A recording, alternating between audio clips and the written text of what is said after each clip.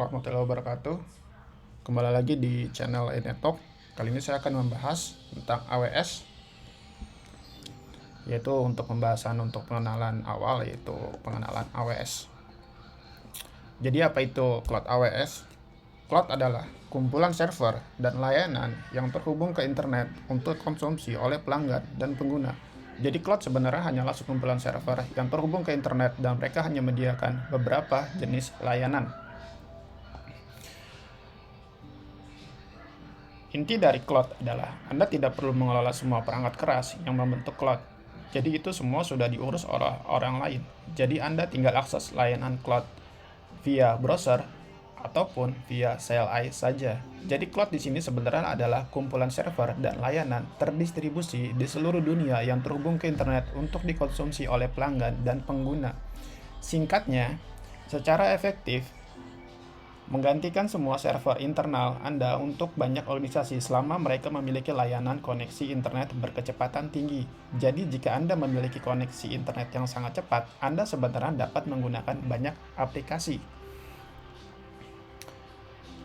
Pada on-premise atau saat Anda menggunakan server fisik, di mana Anda perlu untuk membeli dan mounting ke rak untuk proses instalasi dan setup server, dibutuhkan sedikit banyak waktu dan harga yang sangat mahal untuk membeli perangkat-perangkat fisikal. Pada Cloud AWS atau pada layanan service AWS untuk server virtual yang disebut sebagai EC2 atau Elastic Compute Engine yang menyediakan akses secara langsung ke server virtual melalui internet. Selain itu, jika Anda ingin memanfaatkan penyimpanan atau storage, Anda dapat membuat atau menyimpan secara instan di AWS. Dengan cara ini, server dan cloud gratis atau setidaknya jauh lebih murah untuk menggunakan permintaan dibandingkan dengan membeli dan memasang peralatan fisik yang merupakan cara tradisional. Ciri dari layanan cloud. Ciri dari layanan cloud adalah sangat simpel. Di sini kita lihat dari physical device ke online service, di mana maksudnya adalah manajemen sistem yang efisien dimungkinkan dengan menyewa peralatan infrastruktur melalui internet. Jadi artinya adalah peralatan-peralatan fisik dapat Anda sewa secara online. Jadi tidak ada lagi namanya Anda membawa perangkat-perangkat seperti switch, seperti router, atau device-device lain ke dalam data center. Jadi Anda hanya perlu akses secara instan, yaitu dengan menggunakan koneksi internet yang seperti awal tadi saya sebutkan, melalui browser ataupun melalui CLI. Ciri-ciri dari layanan cloud service adalah kecepatan dan fleksibilitas. Resource di cloud seperti server dan database yang membentuk arsitektur fisikal di host. Peralatan fisik yang diperlukan untuk sistem operasi dapat dipinjam melalui internet dan sistem manajemen dapat dilakukan secara efisien dan cepat. Sebagai contoh, katakanlah Anda memiliki jaringan dan data center dan Anda menggunakan banyak server di situ, database, dan storage. Anda dapat membangun konfigurasi arsitektur sendiri setiap hari secara instan dan cepat atau efisien, tanpa harus membawa kabel atau membawa perangkat fisik ke dalam data center. Caranya adalah Anda dengan mengganti jaringan dengan layanan seperti VPC, seakan-akan Anda membangun sebuah data center, dan untuk database Anda dapat membuat konfigurasi infrastruktur melalui internet. Jadi caranya cukup simpel, dibanding Anda hanya perlu membawa perangkat seperti kabel atau fisik ke dalam data center. Jadi Anda untuk membangun data center, Anda cukup membuat sebuah VPC.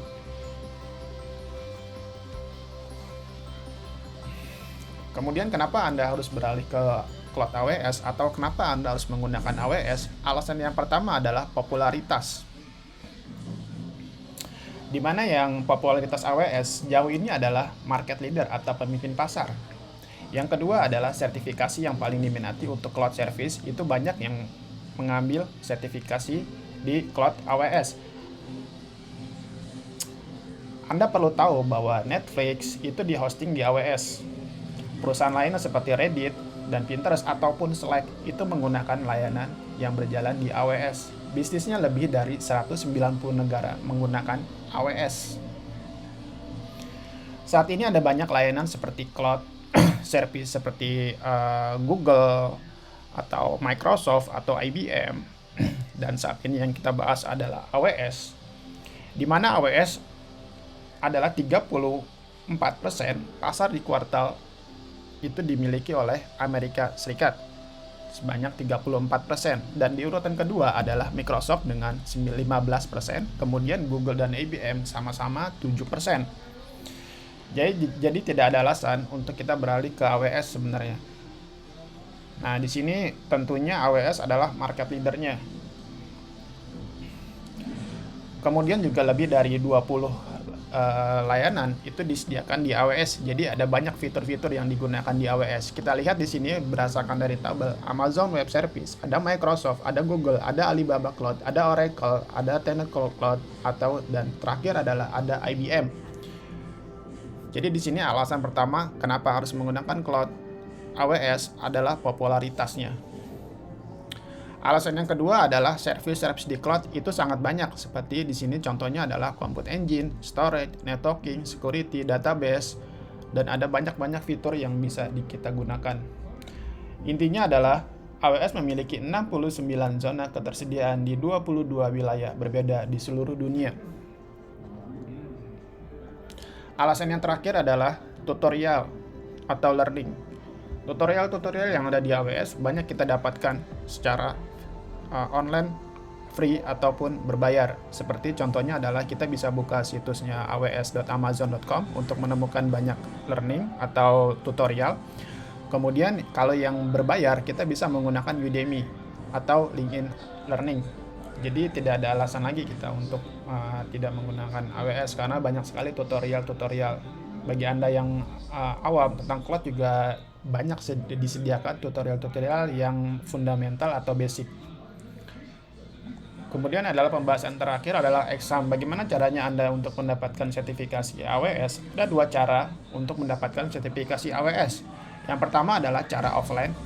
Yang kedua adalah cara online. Jika cara offline, Anda harus datang ke tempat di mana Anda register. Namun jika Anda ingin online, saya sarankan internet di rumah stabil agar Anda bisa mengikuti ujian dengan tenang dan Anda akan memiliki pengawas atau Anda akan diawasi selama ujian. Maksudnya adalah Anda harus menyediakan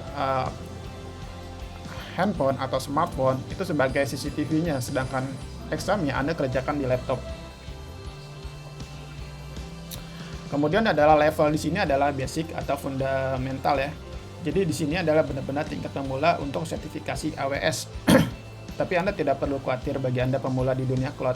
Anda di sini diberi waktu yang cukup lama, yaitu 90 menit untuk mengerjakan soal-soalnya. Dan yang terakhir adalah biaya. Biaya di sini adalah 100 US dollar jika Anda ingin exam AWS.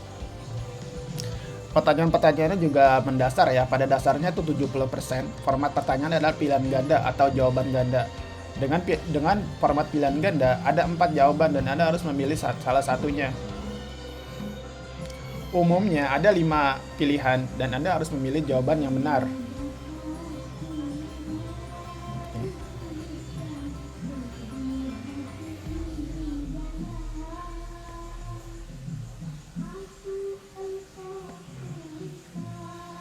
Oke, demikian untuk pengenalan AWS untuk kali ini.